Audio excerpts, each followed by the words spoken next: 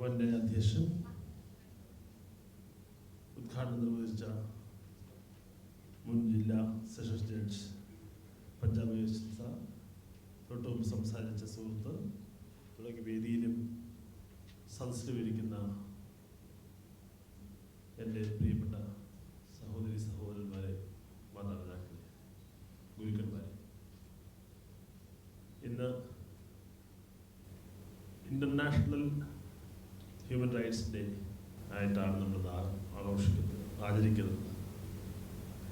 ദേശീയ മനുഷ്യാവകാശ ദിനം മാത്രമല്ല, അന്തർദേശീയ മനുഷ്യാവകാശ ദിനമാണ്. ഇതിനോടൊപ്പം തന്നെ വളരെ ദീർഘമായിട്ട് തന്നെ വിശദമായി നമ്മുടെ ഉദ്ഘാടകരും മറ്റുള്ളവരും ഒക്കെ സംസാരിച്ചു കഴിഞ്ഞു.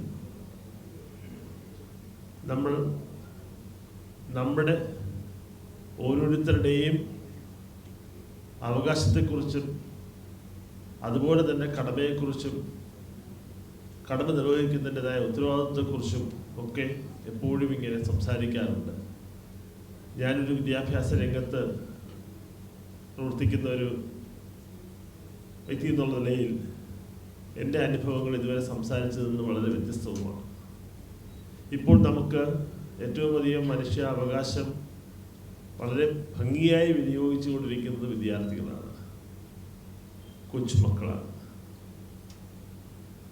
അവരുടെ ഓരോ അവരവരുടേതായിട്ടുള്ള അവകാശത്തിനനുസരിച്ചുള്ള അവരുടെ പ്രവർത്തനങ്ങൾ, പഠനമല്ല മറ്റ് പ്രവൃത്തികൾ വല്ലാതെ ഭയപ്പെടുത്തുന്ന തരത്തിലൂടെ കടന്നു പോയിക്കൊണ്ടിരിക്കുകയാണ് എന്നുള്ളത് ഇവിടെ ഇരിക്കുന്ന എത്ര പേർ അത് ഉൾക്കൊള്ളുന്നുണ്ട്. ഇവിടെ ഒരു പക്ഷേ റിട്ടയർഡായിട്ടുള്ള അധ്യാപകരായിരുന്നവരുണ്ടാവാം, അധ്യാപക രംഗത്തുള്ളവരുണ്ടാവാം, ജഡ്ജിയായിരുന്ന അദ്ദേഹം ഒരുപാട് ഇത്തരത്തിലുള്ള കേസുകൾ കൈകാര്യം ചെയ്തിട്ടുണ്ടാവാം.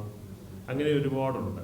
അപ്പം നമ്മൾ യഥാർത്ഥത്തിൽ പലപ്പോഴും നമ്മൾ മുതിർന്നവർ നമ്മുടെ മനുഷ്യരുടെ അവകാശത്തെക്കുറിച്ച് സംസാരിക്കുമ്പോൾ കുട്ടികൾ അവകാശം അവർക്ക് ഒരുപാടുള്ളതായിട്ട് അവർ അവർ മനസ്സിലാക്കുകയും അതിനനുസരിച്ച് അവർ അവകാശത്തിനപ്പുറമായ ചെയ്യാൻ പാടില്ലാത്തതായ കുറ്റകരമായ പ്രവൃത്തികളിലൂടെ കടന്നു പോയിക്കൊണ്ടിരിക്കുകയാണ്.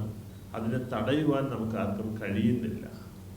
ഈ അടുത്ത ദിവസങ്ങളിലുണ്ടായ ഒരുപാട് വാർത്തകൾ നിങ്ങളൊക്കെ വായിച്ചിട്ടുള്ളതുകൊണ്ട് അതൊന്നും ഞാൻ ആവർത്തിച്ച് പറഞ്ഞ് നിങ്ങൾ ഓർമ്മപ്പെടുത്തേണ്ടതില്ല. എത്ര കുട്ടികളാണ്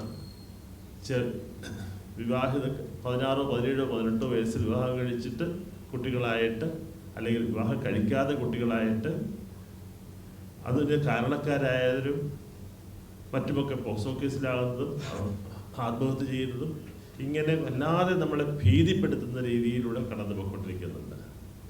അന്താരാഷ്ട്ര മനുഷ്യാവകാശ ദിനമായതുകൊണ്ട് തന്നെ നമ്മളിപ്പോൾ ബംഗ്ലാദേശിൽ എന്തായിരുന്നു നടന്നുകൊണ്ടിരുന്നതെന്നും കഴിഞ്ഞ ദിവസങ്ങളിൽ സിറിയയിൽ എന്താണ് നടന്നുകൊണ്ടിരുന്നതെന്നുള്ളതും ഒക്കെയും നമ്മളിവിടെ പരാമർശിച്ച് പോകേണ്ടതായിട്ടുള്ളതായി തോന്നുന്നുണ്ട്.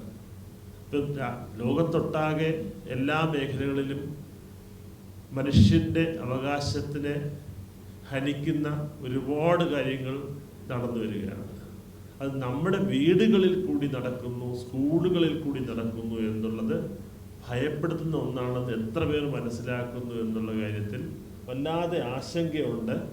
ഇവിടെ ഇരിക്കുന്ന പലർക്കും എന്നോളം പ്രായമുള്ളവരും എന്നേക്കാളും പ്രായം മുതിർന്നവരും ഞാൻ പറയുന്നത് കേട്ടാൽ വല്ലാതെ ഇതൊക്കെയാണോ സ്കൂളിലെന്ന് തോന്നിപ്പോകാം.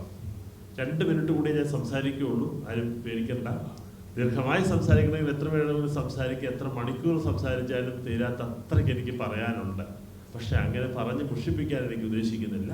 ഏതായാലും സ്കൂളുകളിൽ, കേരളത്തിൽ അങ്ങോളം ഇങ്ങോളമുള്ള സ്കൂളുകളിൽ, ഒരുപക്ഷെ രാജ്യത്ത് അങ്ങോളം ഇങ്ങോളമുള്ള സ്കൂളുകളിൽ, മുൻകാലങ്ങളിൽ നമ്മളൊക്കെ സ്കൂളുകളിൽ പഠിച്ചിരുന്നപ്പോൾ ഞാൻ സെന്റ് മേരീസിലാണ് പഠിച്ചത്.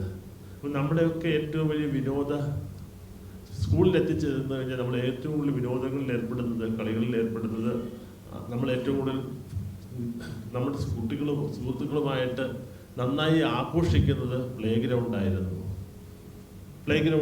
കൂട്ടുകാരാണ് നമുക്കെല്ലാം. പ്ലേ ഗ്രൗണ്ടാണ് നമ്മുടെ ഏറ്റവും വലിയ സന്തോഷം. അല്ലാതെ ക്ലാസ് മുറികളല്ല, 4 ചുവരുകൾക്കകത്തിരുന്ന് ചോക്ക് ആൻഡ് ടോക്ക് മെത്തേഡ് എന്നുള്ള രീതിയിൽ ബോർഡിൽ എഴുതി പഠിപ്പിക്കുന്നത് എത്രയും അരോചകമായി തോന്നിയിരുന്നവരാണ്. അതുകൊണ്ട് തന്നെ ഒരു PT പീരീഡാണ് ഏറ്റവും ആഘോഷിച്ചിരുന്നത്. ഈ അടുത്ത കാലം വരെ നമ്മുടെ കുട്ടികൾക്കും അത് തന്നെ ആയിരുന്നു. എന്നാൽ ഈ കോവിഡിന് ശേഷം, കോവിഡാനന്തരവും കോവിഡിന് മുൻപും 2 യുഗത്തിലൂടെയാണ് നമ്മളൊക്കെ കടന്നു പോയിക്കൊണ്ടിരിക്കുന്നത്.